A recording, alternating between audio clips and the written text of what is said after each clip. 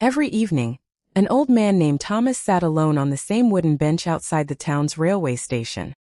He always carried a small brown envelope in his coat pocket, and every evening, he looked at the arriving trains as if he was waiting for someone, but no one ever came. People in the town knew Thomas as a quiet, lonely man. Some thought he was waiting for an old friend. Others believed he had lost someone years ago, but nobody knew the truth. One rainy evening, a young woman named Emily noticed Thomas sitting there again. She walked towards him and asked gently, "Sir, are you waiting for someone?" Thomas smiled. "Yes." "Who?" He looked towards the railway tracks. "My daughter." Emily sat beside him. "Does she live far away?" Thomas was silent for a moment. Then he whispered, "She left 20 years ago." Emily looked surprised. 20 years. Thomas nodded. "We had an argument." He lowered his eyes. "She wanted to leave town and build a life of her own. I was angry. I said things a father should never say to his child." He slowly touched the envelope in his pocket. "She walked away that night. Did she ever come back?" Emily asked. Thomas shook his head. "Did you try to find her?" "I did." His voice trembled. "But I never found her." Emily looked at the envelope. "What's inside?" Thomas smiled sadly. "A letter." "A letter to your daughter?" "Yes." "Why don't you send it to her?" Thomas looked at the railway station clock. "Because I don't know where she lives." Emily felt a lump in her throat. She asked, "What does the letter say?" Thomas took a deep breath. "It simply says." He paused. "I'm sorry." That night, Emily couldn't stop thinking about Thomas. The next morning, she returned to the station. But Thomas wasn't there. She waited. 1 hour passed. Then another. Finally, she asked the station manager about him. The manager's face changed. "Thomas?" "Yes."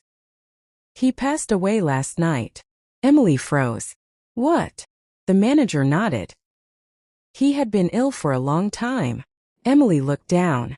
Then she noticed something on the bench. The small brown envelope. Her hands trembled as she picked it up. On the front were 4 words. "For my daughter, Sarah." Emily opened the letter. Inside, Thomas had written, "My dear Sarah, if you are reading this, then I finally found the courage to say what I should have said 20 years ago. I was wrong. I was angry because I was afraid of losing you. But instead of telling you that, I pushed you away. Every day since you left, I have hoped that one day you would walk through that station door. I don't know if you will ever forgive me, but I want you to know something. I never stopped loving you. Not for one single day.